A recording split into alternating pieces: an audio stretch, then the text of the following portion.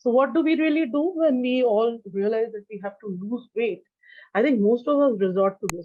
Get onto the internet, try to look for a good diet, try to look to find out if we should be eating more frequently or if we should just eat a couple of times in the day. All this is a big confusion. And then to confuse us more, then there are so many different fashionable diets today. So it's really fashionable to diet first. When I say diet, diet is fashionable, but nutrition is something which is age old.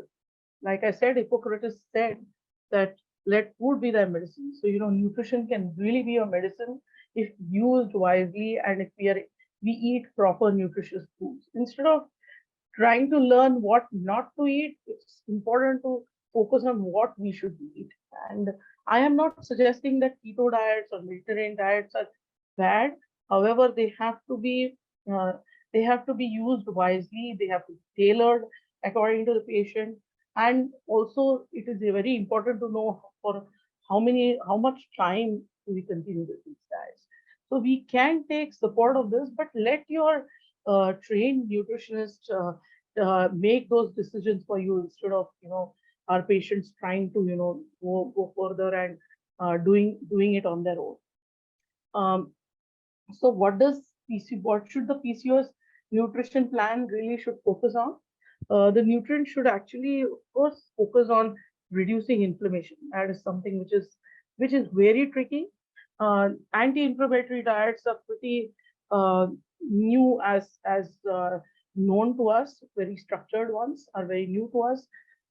At the same time, a lot of people try to diet, which is when what happens is we lose on an energy. We feel a lot of fatigue. That's the biggest issue. We need to look at nutrients that can boost energy. If we're able to boost energy, we'll have better activity. This can actually help further reduce the inflammation. And there are a variety of proteins which supply essential amino acids. So it's very critical that we get these essential amino acids, which in turn are also going to be critical for hormone production. Thirdly, correction of vitamin mineral deficiency is important. Digestive enzymes, and I'll tell you why digestive enzymes are so very important because they're of course needed for the proper uptake of essential nutrients. But more than that, we'll learn in a little bit. Carbohydrate control. So the low GI foods, no refined sugars is absolutely needed. No whites. So eating maida or eating refined flour is another thing we should just completely stay away from, which is of course a primary component of all the junk foods that are available in the market.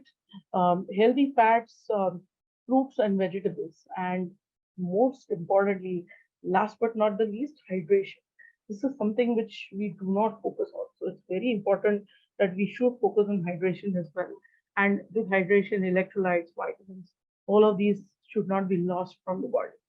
So what do we do then? We of course we all know the balanced plate, and it's of course I've given the reference of the Harvard Medical School here, and the healthy plate should comprise of half of the plate should comprise of vegetables and fruits, and the other half should comprise of whole grains and protein, and whole grains and proteins, not refined flour and more processed. So this balance has to be there. You have to drink water. You have to also consume good oils. Should not stay away from fats at all. So this we all know. However, it's very important to actually balance our macronutrients when it comes to if you're trying to lose weight. It is very essential to keep bone and muscle health because a lot of times girls having PCOS are in the age where they're actually even building their bone bank and are trying to build their muscle.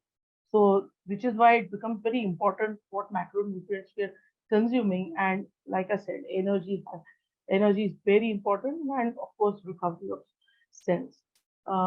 What is most important, that's why when it comes to macronutrients, I feel it's very important to actually carb count. So we have to cut down on overall calories. In case of PCOS, it's very important to actually carb count and try to stay with low GI foods. So carb counting is very easy. For example, if you want to, I put an example here, if you want to eat 1800 total calories per day, and you have to get 45% of your calories from carbohydrates, then you should aim for 200 grams of carbohydrates daily. And a simple calculation of 45% of 1800 calories is 810, and 810 divided by 4 is equal to 202. So you know how much you need to actually consume. And then when it comes to eating the glycemic, eating low glycemic index foods, and they're classified in a way where low GI is where the glycemic index is 55 or less, medium GI where the glycemic index is 56 to 69. So, what are the foods which are lower in GI? Fruits, vegetables, pulses, milk. And what are medium are whole wheat, sugar, white rice. And the ones higher in GI are cornflakes, potato, watermelon, glucose. So I think hopefully this table, will sort of let us come out of the myth. We normally think rice is the worst, and we go and hog onto watermelon. So when we do that, or we very fashionably say that I am consuming. I had a breakfast and I had a breakfast cereal and that was cornflakes. So beware. These are some of the foods.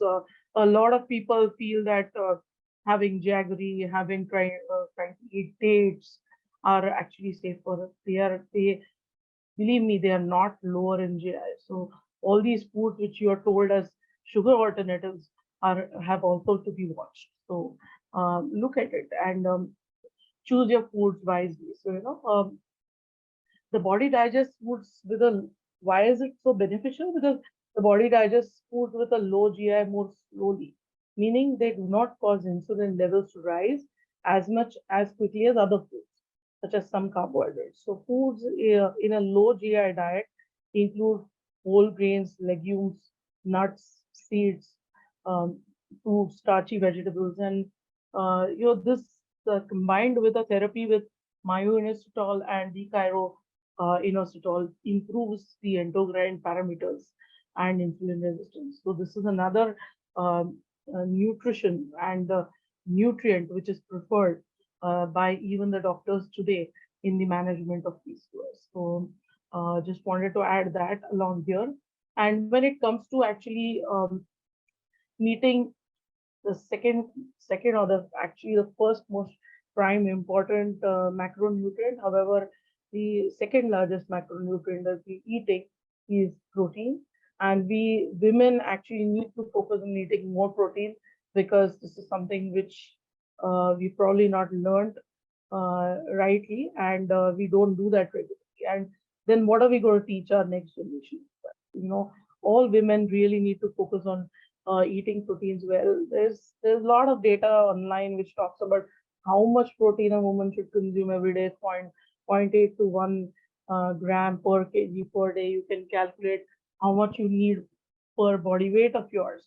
However, having said that, more important than just how much protein you're eating, it's important how much protein you eat and what foods you're eating so that how much protein you would get. But it's very essential to know that what amino acids are you getting from it, because proteins break down into amino acids with the help of enzymes, and when they break down, we have to remember that they are also a source of energy, but of course you have to utilize it for growth or rather building of muscles. And